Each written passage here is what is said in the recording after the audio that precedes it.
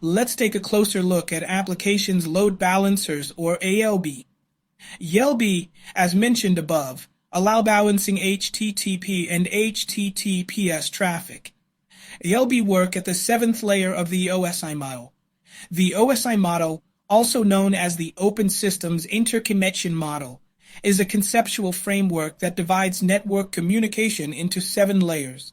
Layer 7 is the highest layer and is known as the application layer. It contains application protocols such as HTTP, FTP, DNS, and others. In a nutshell, the OSI model is a way of representing network communication, and the ALB operates at the 7th layer. An ALB supports the following entities as destinations: EC2 instances, IP addresses, containers, and Lambda functions. Each of these can be configured as a destination for the ALB. In other words, the load balancer can forward traffic to these entities. Now, since the ALB supports IP addresses as targets, it can be used to load balance applications hosted in your local environment, such as your local data center or corporate environment. This can be useful in a migration scenario where you want to gradually move your local servers to AWS.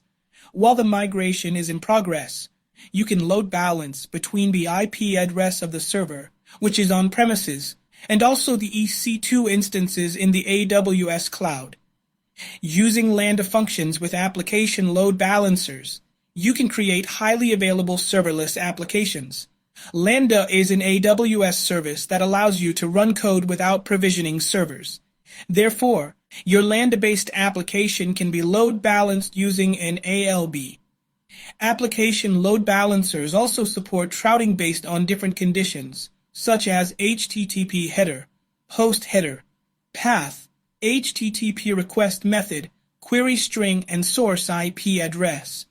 Let's briefly discuss each of them so that you have the necessary knowledge before implementation. HTTP header-based routing allows you to route based on the HTTP header of the incoming request. All HTTP packets have a header that contains key-value pairs. Some common examples are cookies, user agent, and language. These headers provide additional information about the request or response. HTTP header-based routing allows you to route to a destination group based on a header found in the request. For example, when you make a request to a web server, your browser automatically sends information about your device and browser as an HTTP header called user agent. In the application load balancer, routing based on HTTP headers can be used to look for specific user agents. In other words, requests coming from specific devices, such as cell phones, are routed to the target groups responsible for handling those requests. The next is host header-based routing. This allows routing the incoming connection based on the host name contained in the request. Although the host key is part of the HTTP header, it is available as a separately configurable option in the application load balancer. This is useful if you host multiple domains or subdomains using a single load balancer. Based on the requested host name, the connection can be routed to the appropriate target group. For example, suppose you have a blog and an online store, blog.mystore.com and shopping.mystore.com, respectively, and both are behind the same ALB. You can set up rules in the ALB so that when a request arrives with a host header blog.mystore.com, the request is redirected to the target group that handles your blog. In the same way, if the host header is shopping.mystore.com, the request is redirected to the target group that handles your online store. Thus, you can have different applications behind the single ALB and route traffic efficiently based on the host headers of the incoming requests. The next is path-based routing. This allows you to route incoming connections based on the requested path or URL. This is useful if you have different content hosted on different servers and you would like to route the connection based on the requested path or URL.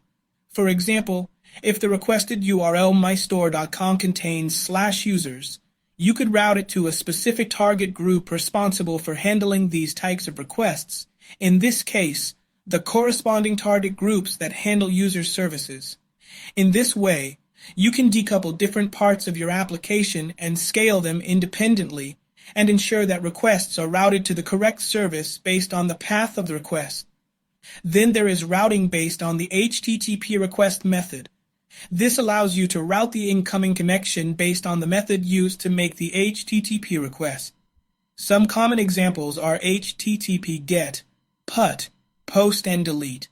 In the application load balancer, you can configure this type of routing to forward the incoming connection to the appropriate destination group. For example, you can have a REST API with different HTTP methods like the ones already mentioned in api.mysite.com. You can configure your ALB to redirect requests to different target groups based on the method of the HTTP request. For example, all GET requests can be directed to a destination group that handles your API read operations.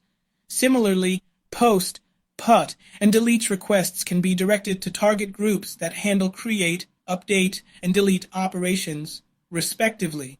This can be especially useful for REST APIs where different HTTP methods represent different operations on API resources.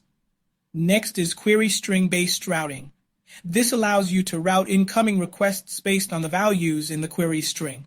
The query string is the part of the URL after the question mark and is structured as key value pairs separated by the equal sign. The application load balancer can be configured to forward requests containing specific query strings. For example, routing incoming connections to an e-commerce application based on the requested product category. Finally, we have routing based on the source IP. This allows you to route incoming connections based on the source IP of the request. For example, routing incoming requests from a specific range of IP addresses to a specific destination group. A practical example would be if you have a group of IP addresses that represent your VIP users. You can configure a rule in your ALB so that all requests coming from those IPs are routed to a special destination group that has more resources or a premium version of your application. So, that's it for application load balancers or ALB. As we have just seen, there are several options available for routing incoming HTTP and HTTPS requests.